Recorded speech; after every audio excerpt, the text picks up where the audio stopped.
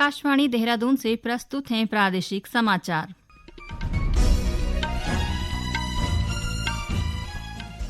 पहले मुख्य समाचार।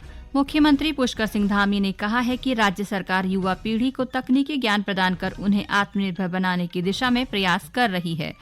राज्य सरकार ने सभी नगर निकाय अधिशासी अधिकारियों को अपने क्षेत्रों के विकास कार्यों के लिए समय पर डीपीआर तैयार करने के निर्देश दिए।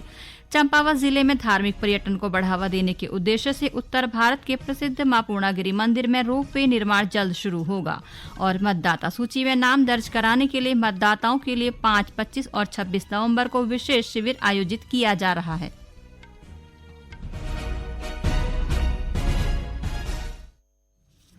नमस्कार, दोपहर समाचारों के साथ मैं नीता कांडपाल। अब समाचार विस्तार से। मुख्यमंत्री पुष्कर सिंह धामी ने कहा है कि राज्य सरकार युवा पीढ़ी को तकनीकी ज्ञान प्रदान कर उन्हें आत्मनिर्भर बनाने की दिशा में प्रयास कर रही है। मुख्यमंत्री ने कहा कि प्रधानमंत्री नरेंद्र मोदी के नेतृत्व में भारत तकनीक के क्षेत्र में तेजी से आगे बढ़ रहा है और आज दुनिया में सबसे ज्यादा डिजिटल पेमेंट भारत में होता है। श्री धामी ने आज देहरादून में डिजिटल नवाचार से सुशासन की ओर तहत सूचना प्रौद्योगिकी विकास एजेंसी के विभिन्न ऐप और पोर्टल के शुभारंभ अवसर पर ये बातें कही। इस मौके पर मुख्यमंत्री ने कहा कि सरकार का लक्ष्य उत्तराखंड को डिजिटल क्रांति के युग में मॉडल बनाना है। उन्होंने राज्य की अर्थव्यवस्था में सुधार पर जोर देते हुए कहा कि सरकार का उद्देश्य लोगों की आजीविका में सुधार करना भी है। उन्होंने कहा कि जब सभी वर्ग प्रगति करते हैं तो देश और राज्य का भी विकास होता है।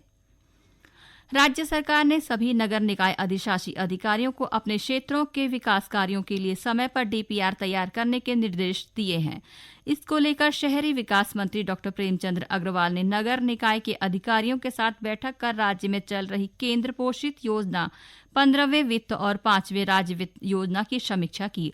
डॉ अग्रवाल ने कहा कि टिहरी, पौड़ी, उत्तरकाशी, चमोली और रुद्रप्रयाग के अधिशासी अधिकारियों के साथ नगर निकायों में चल रहे विकास कार्यों पर विस्तृत चर्चा की गई।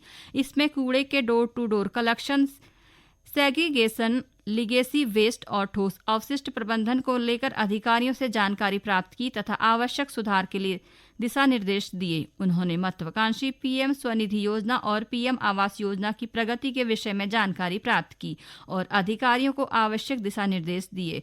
उन्होंने दीनदयाल अंत्योदय मिशन के तहत चलाए जा रहे स्वरोजगार कार्यक्रम तथा स्वयं सहायता समूह की भी जानकारी प्राप्त की। वित्त मंत्री ने अधिशासी अधिकारियों को निर्देश देते हुए कहा कि नगर निकायों में स्वयं सहायता समूह की संख्या बढ़ाने पर जोर दिया जाए, जिससे स्थानीय उत्पादों को बढ़ावा मिल सके।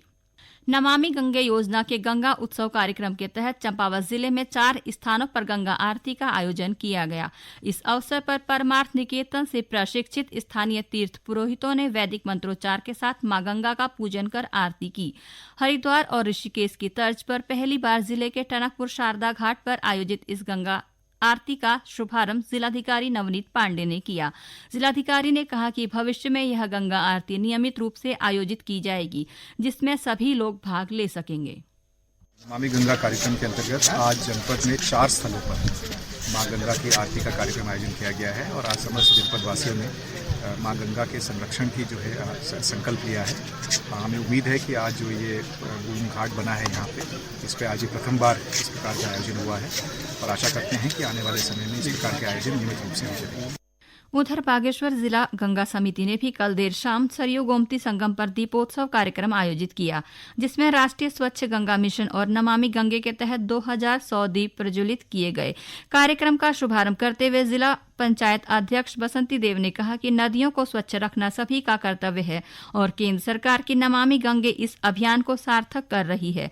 वहीं स्थानीय छात्र छात्राओं ने गंगा स्वच्छता रैली निकालकर सरयू गोमती घाटों पर स्वच्छता अभियान चलाया और नदियों को स्वच्छ रखने की शपथ ली।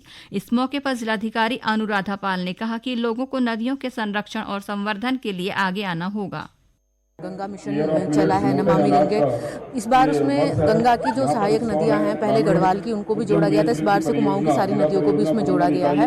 इसी प्रोग्राम के तहत हम पूरे वर्ष भर के कैलेंडर निर्धारित किए गए हैं कि क्या कार्यक्रम होना है। तो ये कार्यक्रम था, इसमें स्थानीय संस्कृति को बढ़ावा देते हुए घाट पर हाट का कंसेप्ट को चरितार्थ करते हुए और गंगा और उसकी सहायक नदियाँ कैसे प्रदूषण से मुक्त हो, उसके लिए अवेयरनेस के रूप में ये कार्यक्रम हमने किया है। तो ये कार्यक्रम को भव्यता है इसलिए ही दी गई है ताकि ये अवेयरनेस का मैसेज लोगों में बहुत अच्छा जाए, क्योंकि यही हमारी जीवनदायिनी नदियां हैं सरयू। इसी से हम हमारी पीने के पानी की या अन्य कार्यों की जो भी आपूर्ति हो रही है पानी की वो इसी नदी से हो रही है। तो इसको साफ रखना, स्वच्छ रखना, इसको बचाए रखना ये हम सबकी साझी जिम्मेदारी है।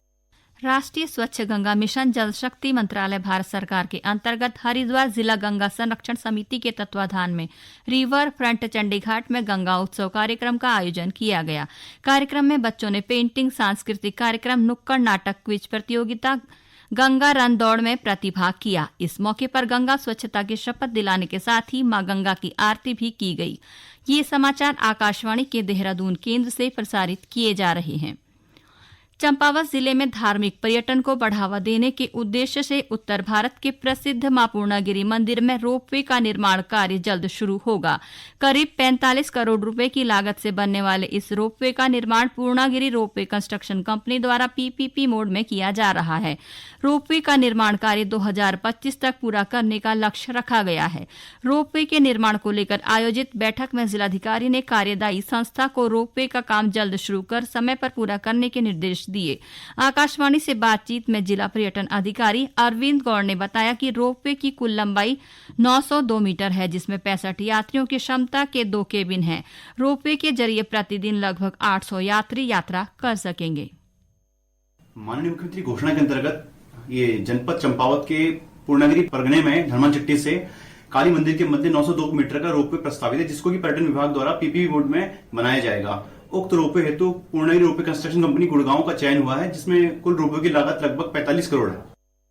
भारत निर्वाचन आयोग के दिशा निर्देशों के क्रम में मतदाता सूची में नाम दर्ज कराने के लिए 5, 25 और 26 नवंबर को विशेष तिथियां निर्धारित की गई हैं। इसी क्रम में चमोली में मतदाता सूची में नाम दर्ज कराने के लिए जिले की तीनों विधानसभा क्षेत्रों से अब तक 819 आवेदन प्राप्त हुए हैं, जिनमें 391 पुरुष और 428 महिलाएं शामिल हैं। इसमें 18 से 19 आयु वर्ग के युवाओं से 341 आवेदन प्राप्त हुए हैं तथा इससे अधिक आयु वर्ग से 478 आवेदन प्राप्त हुए हैं। सहायक जिला निर्वाचन अधिकारी डीसी सती ने बताया कि मतदाता सूची में नाम दर्ज कराने के लिए तीनों विधानसभा क्षेत्रों के 592 मतदेय स्थलों और सभी कॉलेजों, पॉलिटेक्निक, आईटीआई, औद्योगिक प्रशिक्षण संस्थानों और विशेष तिथियों पर विशेष शिविर आयोजित किए जा रहे हैं। उन्होंने सभी नागरिकों और मतदाताओं से अपील की है कि वे 9 दिसंबर तक अपने मतदेय स्थलों पर तैनात बीएलओ निर्वाचक, सहायक निर्वाचक, रजिस्ट्रीकरण अधिकारी व जिला निर्वाचक कार्यालय में जाकर अपना तथा अपने परिवार के सदस्यों का नाम अवश्य जांच लें। उन्होंने कहा कि कोई भी व्यक्ति 1 जनवरी 2024 को 18 वर्ष का हो रहा है तो वह भी मतदाता सूची में अपना नाम दर्ज करा सकता है।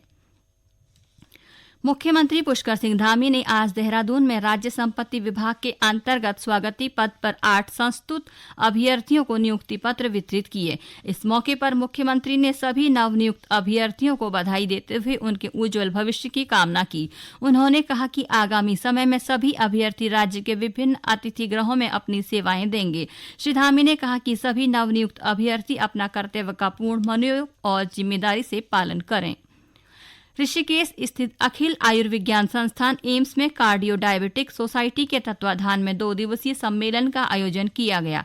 सम्मेलन में विशेषज्ञों ने कार्डियोलॉजी और मधुमेह में नवीनतम प्रगति पर चर्चा की। एम्स ऋषिकेश में आयोजित सम्मेलन में संस्थान की निदेशक प्रोफेसर डॉक्टर मीनू सिंह ने मधुमेह में देखी जाने वाली जटिलताओं को शीघ्र पहचानने की आवश्यकता पर जोर दिया। एम्स गोरखपुर की कार्यकारी निदेशक प्रोफेसर सुरेखा किशोर ने बताया कि मधुमेह लगभग सभी अंगों में जटिलताओं का प्रमुख कारण है और इस पर G20 शिखर सम्मेलन में भी चर्चा की गई थी।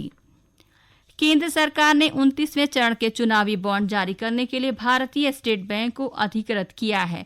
यह बॉन्ड इस महीने की 6 से 20 तारीख तक बैंक की 29 शाखाओं से जारी और भुगतान किए जाएंगे। चुनावी बॉन्ड जारी होने की तारीख से 15 दिन के लिए वैध होंगे। इसके बाद बॉन्ड जमा करने पर किसी भी राजनीतिक दल को कोई भुगतान नहीं किया जाएगा। किसी पात्र राजनीतिक दल द्वारा खाते में जमा किया गया चुनावी बॉन्ड उसी दिन भुगतान किया जाएगा। पिथौरागढ़ निवासी निकिता चंद ने कजाकिस्तान में आयोजित जूनियर एशियाई मुक्केबाजी चैंपियनशिप में स्वर्ण पदक जीता है। निकिता चंद इस उपलब्धि पर मुख्यमंत्री पुष्कर सिंह धामी और खेल मंत्री रेखा आर्या ने उन्हें शुभकामनाएं दी हैं। आईसीसी क्रिकेट विश्व कप में आज भारत और दक्षिण अफ्रीका के बीच कोलकाता में ईडन गार्डन्स में दोपहर बाद 2 बजे से मुकाबला होगा। भारत अब तक अपने सभी 7 मैच जीतकर अंक तालिका में शीर्ष पर है। दक्षिण अफ्रीका 7 में से 6 मैच जीतकर दूसरे स्थान पर है। आज के मैच के बाद सेमीफाइनल से पहले भारत का एक और मैच नीदरलैंड के साथ होगा। अंत में मुख्य समाचार एक बार फिर।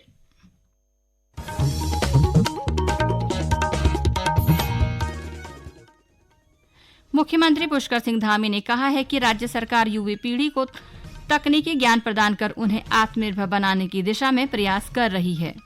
राज्य सरकार ने सभी नगर निकाय अधिशासी अधिकारियों को अपने क्षेत्रों के विकास कार्यों के लिए समय पर डीपीआर तैयार करने के निर्देश दिए।